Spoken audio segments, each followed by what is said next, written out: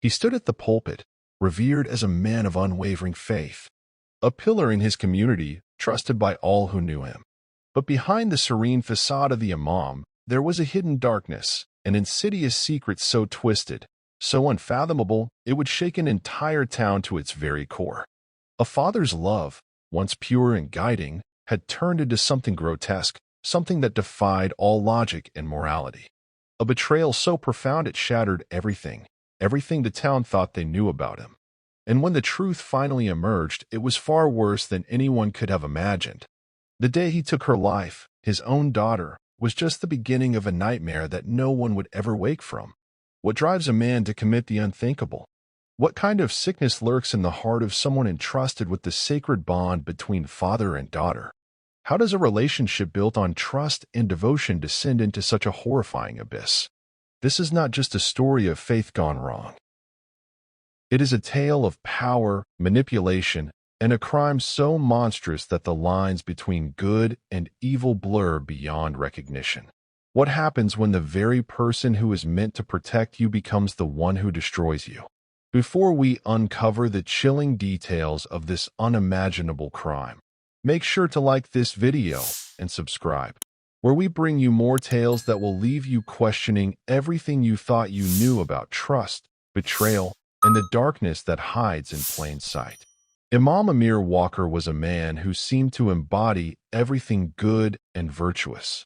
At 47 years old, he had become a pillar of the Evergreen Heights community, revered as a beacon of wisdom, faith, and piety. For over a decade, he had served as the imam of the local masjid, guiding the Muslim community with a steady hand and a deep knowledge of the Quran. His sermons were powerful, his words filled with the kind of reverence that left his congregation in awe. They trusted him completely, looking to him not just for spiritual guidance, but for the moral compass of their lives. He was a father figure to many, a leader, a man of integrity. But beneath this serene exterior lay a dark secret, one that no one in Evergreen Heights could have ever imagined. Amir had been a widower for nearly a decade. His wife, Aliyah, had tragically died in a house fire, a fire that had been ruled accidental. But to those who knew her, something about her death never felt quite right. Aliyah had always been a quiet woman, reserved, never one to draw attention to herself. In the weeks leading up to the fire, neighbors recalled that she seemed withdrawn, nervous even. Some said she had become afraid of something, though no one could pinpoint exactly what. Still, despite the whispers and the strange circumstances surrounding her death, no one questioned it. It was ruled an accident, and the town moved on, as people tend to do when uncomfortable truths are too difficult to face. Left to raise their only daughter, Amina, Amir became more protective, more controlling, as time went on. The young girl, only 8 when her mother passed, grew up in the shadows of her father's ever-watchful eye. Amir pulled her out of school shortly after Aliyah's death, claiming it was to focus on her religious education. He kept her isolated from the outside world. She was his to mold, his to protect, his to guide. But there were whispers, quiet, unsettling murmurs among the few who began to notice small things that didn't quite add up. The way Amir's eyes lingered just a little too long when he looked at his daughter, the way his touch lingered when he helped her adjust her hijab, the awkward silences between them that seemed to carry an unspoken tension. It was subtle, just a few things here and there, and nothing anyone could really point to. But those who saw it couldn't shake the feeling that something was off, though they said nothing. They were too afraid to speak up, too afraid to confront a man like Amir, a man held in such high esteem. No one could imagine the darkness that lay just beneath the surface. Amir had spent years cultivating an image of a man who had only the best interests of his daughter at heart, a man who had lost so much in life and had become her sole protector. But the truth? The truth was far more twisted than anyone could have known. His love for his daughter had become an obsession, a suffocating need to control her every move, every breath. It wasn't about protection anymore, it was about possession. The boundaries of fatherly love had long been crossed, replaced by a chilling need to dominate, to keep her isolated from the world and utterly dependent on him. Amir's grip on Amina was tightening with each passing day, as if he feared that if she ever saw the world beyond their home, she would escape from his reach.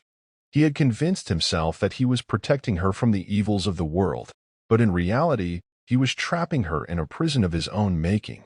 His obsession grew as she blossomed into a young woman, her beauty and independence becoming threats to the control he had so carefully constructed.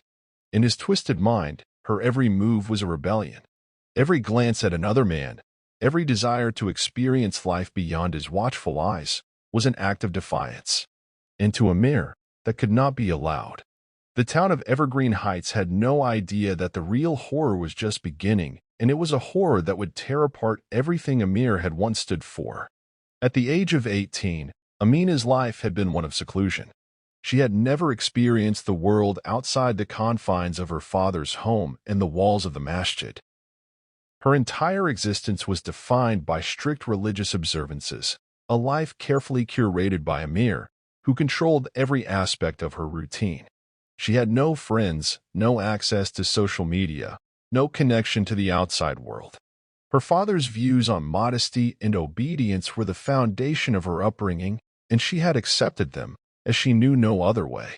To Amina, the small world she lived in felt like the entire universe, but there was an underlying restlessness, an unknown longing that she could never quite place. But something began to shift when Amina's body changed in ways she couldn't deny. And then, in the early spring, that stillness was shattered. Amina appeared one day at the masjid, her figure cloaked as always, but this time, the curve of her belly was undeniable. She was pregnant. Visibly. Unmistakably. The whispers came fast.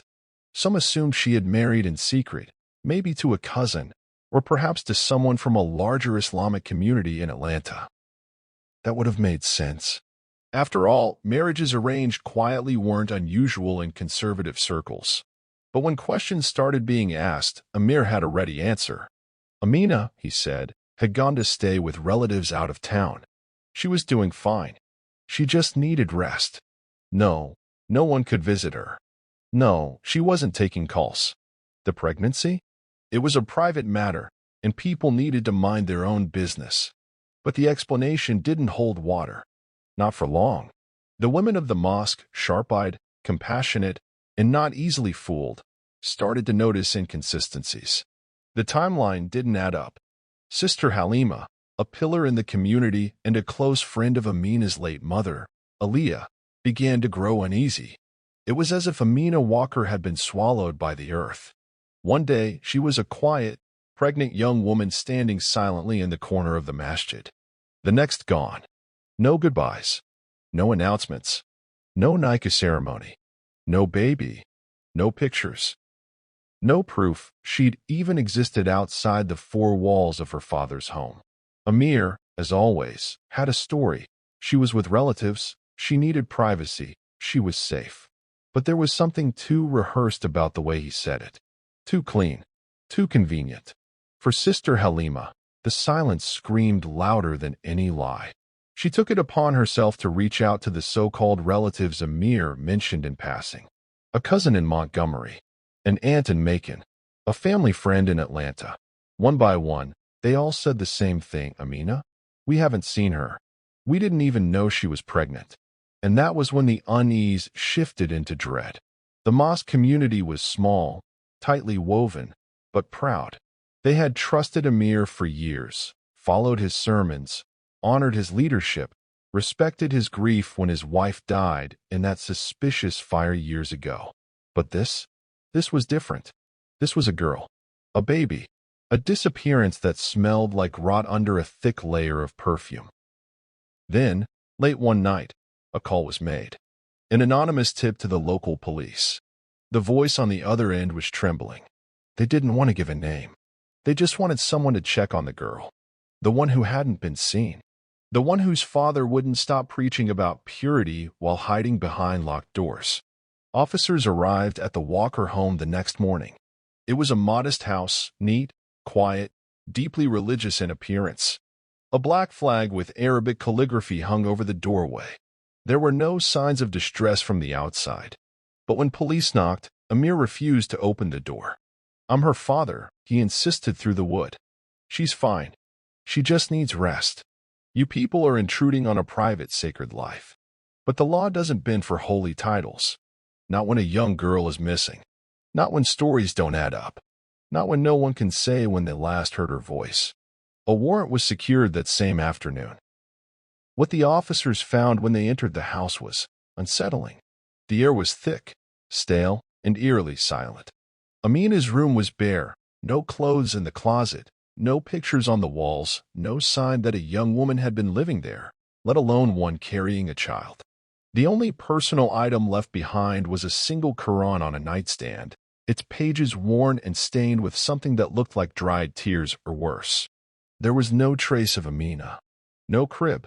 No baby supplies. No hospital records. No recent doctor visits. It was as if she'd been erased. And yet, Amir remained calm, too calm. He told the officers that Amina had left weeks ago, that she was married now and under her husband's protection. But he couldn't produce a name, or an address, or a phone number. What he didn't know was that investigators had already started to pull records. And what they were about to uncover would turn this so-called wellness check into the beginning of a nightmare that would stain Evergreen Heights forever. Because Amina hadn't vanished. She'd been hidden, buried under years of silence, fear, and control. At first, the search of Amir Walker's home turned up little more than religious books, modest furnishings, and eerie quiet. Officers noted how immaculate everything was, almost too immaculate. No dust, no clutter, nothing out of place. It was as if someone had scrubbed the home of its humanity. But one officer noticed something odd in the basement. A wall of storage bins stacked unusually high, as if meant to conceal something. Behind those bins, there was a large chest freezer. It wasn't plugged in. It wasn't cold. And when they pried it open, every breath in the room seemed to stop.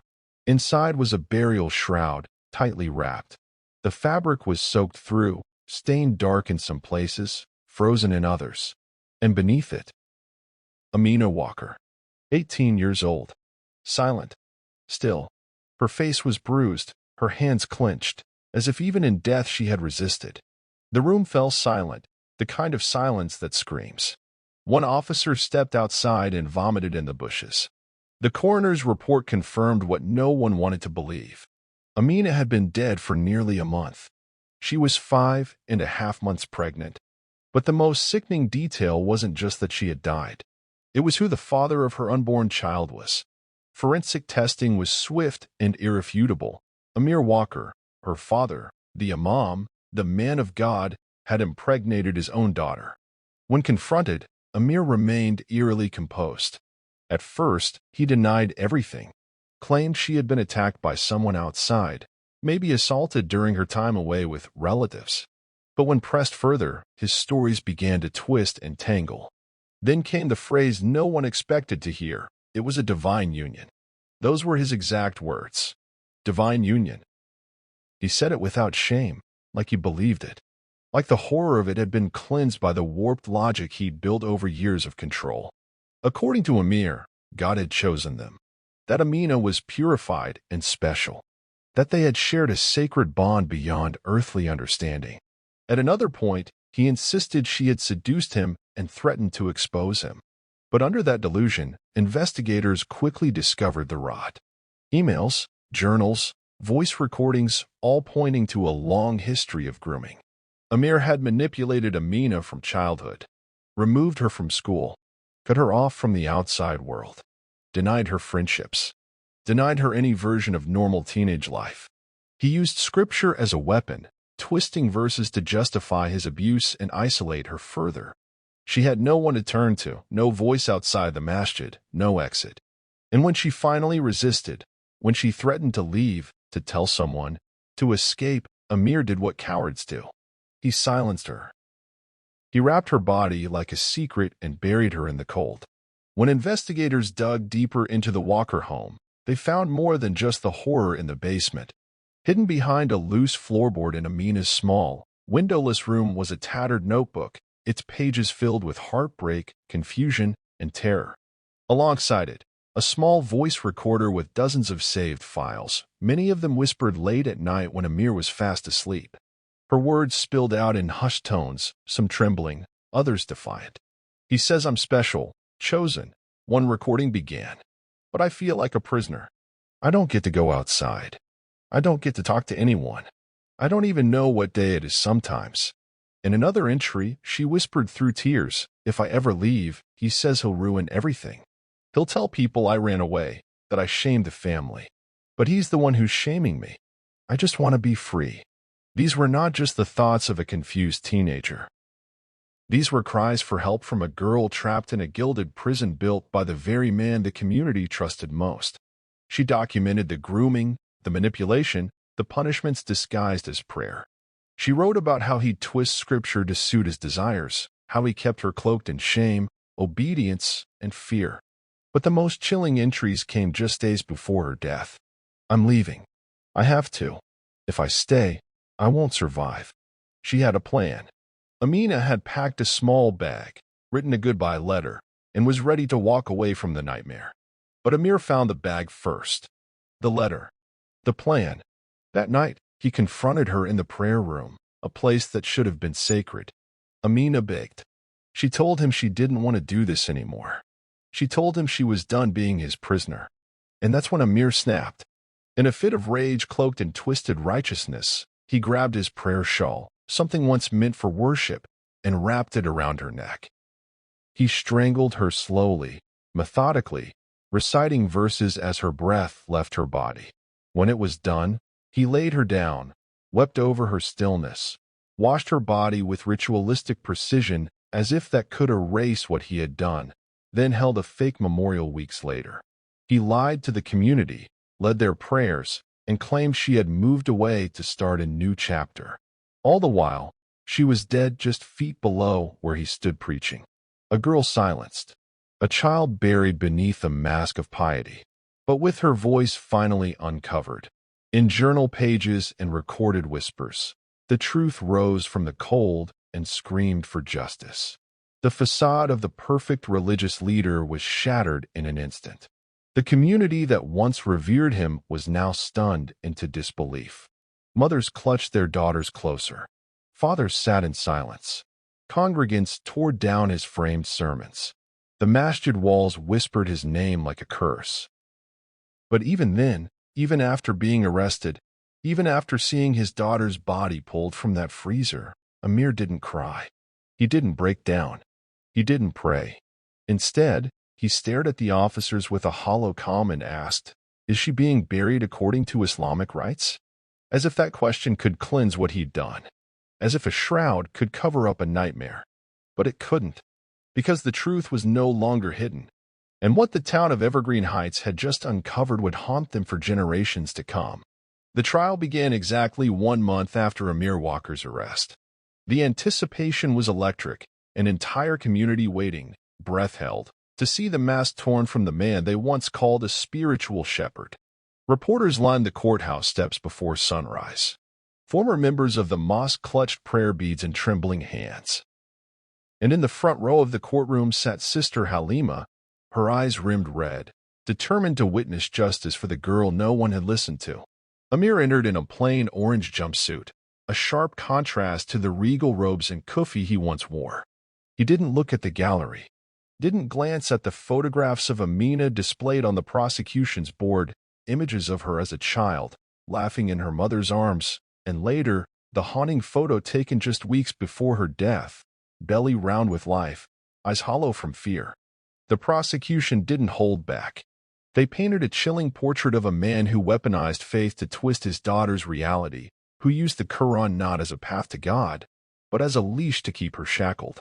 They read aloud her journal entries, played the recordings, quoted his own sermons, sermons that preached purity, family, discipline, all while hiding an unspeakable crime behind the doors of his modest brick home.